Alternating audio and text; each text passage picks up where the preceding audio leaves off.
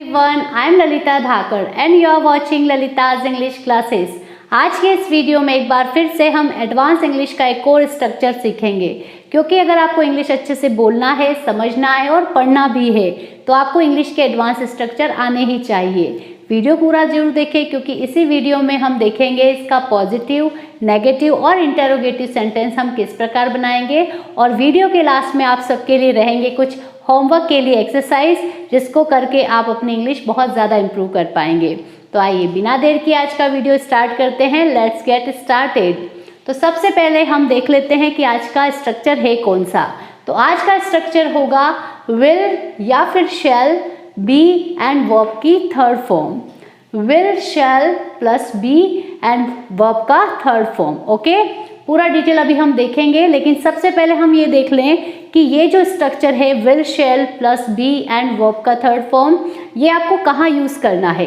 तो इसको यूज़ आप तब करेंगे जब आपको कहना हो कि कोई काम किया जाएगा या कोई काम किए जाएंगे। जैसे तालाब खोदे जाएंगे, यह काम किया जाएगा, या दुकानें बनवाई जाएगी, सामान बेचा जाएगा। मतलब काम करने वाला यहाँ कोई भी नहीं होगा, लेकिन काम किया जाएगा। ठीक है, जैसे दिवाली पर मिठाइयाँ बनाई जाएगी, दिवाली पर बहुत सारे कपड़े बांटे जाएंगे। मतलब कुछ भी करके आपको ये ध्यान रखना है कि लास्ट में कोई काम किया जाएगा, ऐसा आएगा। तो देखिए सेंटेंस देखते हैं पहले, लेकिन उसके पहले पूरा स्ट्रक्चर एक बार फिर से देख लें। सब्जेक्ट आएगा जो हम खुद निकालेंगे, सब्जेक्ट दिया नहीं रहेगा आपको, लेकिन हम सेंटेंस में से निकालेंगे। उसके बाद आपको लिखना है या तो विल या फिर शैल। बी लिखेंगे, वो आपका थर्ड फॉर्म लगाएंगे, और जो भी अदर वर्ड होगा अगर तो वो लिख देंगे। सेंटेंस देखिए, गांव में तालाब खोदे जाएंगे। देखिए ध्यान से, गांव में तालाब खोदे जाएंगे। तालाब खोदे जाएंगे, लेकिन कौन खोद रहा है ये नहीं मालूम है। तो ये जो है ये पैसिव स्ट्रक्चर्स होते हैं, विल, शैल और बी की सहायता से और वर्ब का थर्ड फॉर्म लगाकर हम बनाएंगे। तो सबसे पहले बात आती है कि हमारा सब्जेक्ट क्या होगा, क्योंकि इसमें गांव में शब्द भी आ रहा है, तालाब भी आ रहा है, खोदना तो वर्ब हो जाएगी। तो यहाँ सबसे पहले आपको ध्यान रखना है, जो मैंने आपको पहले भी बताया था, कि आपको जो वर्ब है, जैसे ये खोदना, इसके पहले क्या शब्द लगाकर प्रश्न पूछना है, क्या खोदे जाएंगे। तो हमारा जो जवाब आएगा तालाब। गांव में तो आएगा नहीं, क्या खोदे जाएंगे, तालाब। तो सबसे पहले आपको लिखना है पोंड्स। तालाब को हम पोंड्स बोलेंगे। Pond's will be, Pond's will be. खोदने के लिए थर्ड फॉर्म आएगा डिग का, डग होता है, डग। और गांव में के लिए आप लिख देंगे इन the village. Ponds will be dug in the village। और एक बार वो ध्यान रखिएगा आप सभी कि शैल का यूज़ यहाँ हम नहीं करेंगे, केवल विल का ही यूज़ होगा, क्योंकि शैल का यूज़ आई और वी के साथ होता है, जो हमारे पास में अभी अवेलेबल नहीं होंगे, क्योंकि सब्जेक्ट तो वैसे भी नहीं आएगा। तो यहाँ ध्यान रखिएगा सबके साथ अधिकतर विल ही आएगा। विद्यालय में पौधे लगाए जाएंगे। देखिए लगाए जाएंगे, क्या लगाए जाएंगे ये तो है, लेकिन कौन लगाएगा ये हमारे पास में अवेलेबल नहीं है। तो यहाँ सबसे पहले हम पूछेंगे प्रश्न, क्या लगाए जाएंगे विद्यालय में, नहीं, पौधे। पौधे हमारा सब्जेक्ट होगा, तो प्लांट्स लिखेंगे पौधे के लिए। प्लांट्स विल बी, अब लगाना होता है प्लांटेड। प्लांट वर्ब भी होती है और प्लांट वर्ड भी होता है। तो plants will be planted in the school.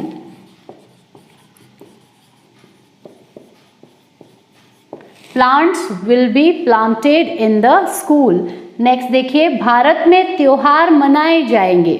कौन मना रहा है त्योहार, पता नहीं है। क्या मनाए जाएंगे, त्योहार। तो अब त्योहार आपका सब्जेक्ट हुआ।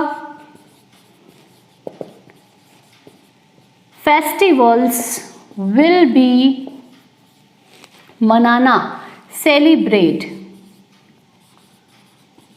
ये फर्स्ट फॉर्म है, इसमें डी लगा देंगे तो ये बन जाएगी थर्ड फॉर्म।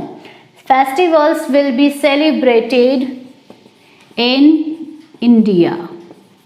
तो इस तरह से हम इसके ये पॉजिटिव सेंटेंस बना सकते हैं। सीखे इस स्ट्रक्चर से हम कैसे पॉजिटिव सेंटेंस बना सकते हैं। अब आइए सीखते हैं कि हम नेगेटिव सेंटेंस कैसे बनाएंगे। जैसे अब हमें मना करना है कि यह काम नहीं किया जाएगा, वो काम नहीं किया जाएगा, तालाब नहीं खोदे जाएंगे, यह काम नहीं किया जाएगा, या साइकिलें नहीं चलाई जाएगी, बसें नहीं खरीदी जाएगी। तो हमें अब नेगेटिव बनाना है। तो स्ट्रक्चर देखिए नेगेटिव का, आपको कुछ नहीं करना है। जो स्ट्रक्चर पहले था उसमें अब आपको क्या करना है, विल और शैल के बाद पहले नॉट लगाना है और फिर एज इट इज सारा स्ट्रक्चर लिख देना है। Subject will shall plus not plus be, verb का थर्ड फॉर्म और अदर वर्ड अगर हो तो। ठीक है, अब सेंटेंस देखिए। गांव में कुएं नहीं खोदे जाएंगे। पहले हम कह रहे थे कुएं खोदे जाएंगे या तालाब खोदे जाएंगे, अब हम मना कर रहे हैं नहीं किया जाएगा। ठीक है, तो सबसे पहले आपको यही करना है कि स्ट्रक्चर जो है हमारा, ये देख रहे हैं हम सभी जो सेंटेंस है, इसमें हमें सब्जेक्ट निकालना है। तो क्या नहीं खोदे जाएंगे, कुएं, तो कुएं हमारा सब्जेक्ट होगा। तो हम लिखेंगे वेल्स, कुओं को कहेंगे wells will not be dug, खोदने के लिए third form, in the village. Wells will not be dug in the village. Next देखिए, विद्यालय में पौधे नहीं लगाए जाएंगे। क्या नहीं लगाए जाएंगे, पौधे, तो प्लांट्स विल नॉट। अब ये मैं फुल फॉर्म लिख रही हूँ, इसकी जगह मैं आपको बताती हूँ कि मैं क्या लिखूंगी, इसका शॉर्ट फॉर्म। तो आप विल नॉट की जगह ये शॉर्ट फॉर्म यूज कर सकते हैं, वॉन्ट, वॉन्ट बी। ओके, ध्यान रखिएगा, विल नॉट का कॉन्ट्रैक्शन होता है वॉन्ट। प्लांट्स वॉन्ट बी, अब लगाना है तो थर्ड फॉर्म हमें लिखनी पड़ेगी, तो प्लांटेड इन द स्कूल। देखिए, plants want B planted in the school. Next देखिए, भारत में त्योहार नहीं मनाए जाएंगे। क्या नहीं मनाए जाएंगे, त्योहार, तो फेस्टिवल्स वॉन्ट, शॉर्ट फॉर्म लिखेंगे हम, वॉन्ट बी, मनाना, सेलिब्रेट, थर्ड फॉर्म चाहिए तो लिखेंगे सेलिब्रेटेड इन इंडिया।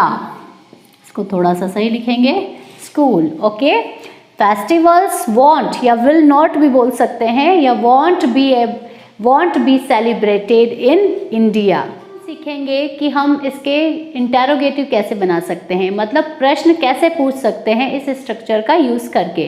तो आइए सीखते हैं। तो हिंदी में सबसे पहले देखिएगा कि पीछे तो पहचान वही आएगी कि कोई काम किया जाएगा, लेकिन अब क्या होगा, जो क्या शब्द है वो शुरू में मिलेगा। जैसे क्या तालाब खोदे जाएंगे, क्या यह काम किया जाएगा, क्या वो काम किया जाएगा, इस टाइप से होगा। तो क्या शब्द शुरू में होगा। तो स्ट्रक्चर देखिए, क्या शब्द शुरू में आने से आपको ये याद रखना है कि वॉट नहीं लगाना है। जो हेल्पिंग वर्ब होगी, विल और शैल एक हेल्पिंग वर्ब है, तो इनको हम क्या करेंगे, सब्जेक्ट से आगे लिखेंगे, बस इतना करना है। उसके बाद सब्जेक्ट आएगा, बी आएगा, वर्ब की थर्ड फॉर्म और अदर वर्ड आएगा, और लास्ट में क्वेश्चन मार्क जरूर ऐड करना है। आगे देखते हैं, क्या दिवाली पर पटाखे खरीदे जाएंगे। तो देखिए, खरीदे जाएंगे, कोई काम किया जाएगा, पटाखे खरीदे जाएंगे, लेकिन कौन खरीद रहा है नहीं पता। तो क्या शब्द शुरू में आया, तो ये प्रश्नवाचक बना है। अब हम क्या करेंगे, सबसे पहले लगाएंगे विल। अब विल लगाने के बाद आपको वापस वही काम करना है कि सब्जेक्ट ढूंढना है। तो पहले प्रश्न पूछेंगे क्या खरीदे जाएंगे, तो आपका आंसर आएगा पटाखे, वो आपका सब्जेक्ट होगा। तो will crackers, will crackers be. अब खरीदने के लिए हमें बाय का थर्ड फॉर्म लिखना है bought, BOUGHT, bought. Will crackers be bought. अब दिवाली पर, ऑन दिवाली, दिवाली लिख सकते हैं आप, दीपावली भी लिख सकते हैं, दोनों सही है। अगला देखिए, क्या अस्पताल में नए पलंग लाए जाएंगे। तो यहाँ भी देखिए क्या शब्द से हम क्या पूछ रहे हैं, सवाल पूछ रहे हैं। तो सबसे पहले हम क्या के लिए विल लिख देंगे, उसके बाद रुकिए, क्या खरीदे जाएंगे या क्या लाए जाएंगे, नए पलंग, पलंग के साथ नया जो वर्ड है वो भी आएगा। तो विल न्यू बेड्स, ध्यान रखिएगा बेड की स्पेलिंग में ए नहीं आता है, ई आएगा पलंग की स्पेलिंग में। विल न्यू बैट्स बी, अब उसके बाद लाना होता है ब्रिंग, सेकेंड और थर्ड फॉर्म दोनों होती है ब्रॉट, थर्ड फॉर्म चाहिए तो BROUGHT, ये बॉट है और ये ब्रॉट है, ये ध्यान रखिएगा। ब्रॉट कहाँ लाया जाएगा? In the hospital, in the hospital and question mark, will new bats be brought in the hospital. हमने सीखे कि हम कैसे पॉजिटिव, नेगेटिव और इंटेरोगेटिव सेंटेंस बना सकते हैं इस एक एडवांस स्ट्रक्चर का यूज़ करके, और ये स्ट्रक्चर आपके बहुत ज़्यादा काम आएगा। तो अब आपके लिए, जैसा कि मैंने पहले कहा था वीडियो के शुरू में, कि कुछ प्रैक्टिस के एक्सरसाइज रहेगी, तो ये कुछ सेंटेंसेस आपके सामने हैं, आप इनका स्क्रीनशॉट ले लीजिए, नोटबुक में नोट कर लीजिए और कमेंट बॉक्स में इन सब का ट्रांसलेट करके आपको बताना है कि इनका इंग्लिश में कैसे आप सेंटेंसेस बनाएंगे, और अगर कोई मिस्टेक होगी तो मैं उनको करेक्ट करूँगी। वीडियो आपको कैसा लगा कमेंट बॉक्स में ज़रूर लिखें। वीडियो अच्छा लगा हो तो लाइक करें, चैनल को सब्सक्राइब अगर अभी तक नहीं किया हो तो प्लीज़ ज़रूर करें। Thank you for watching.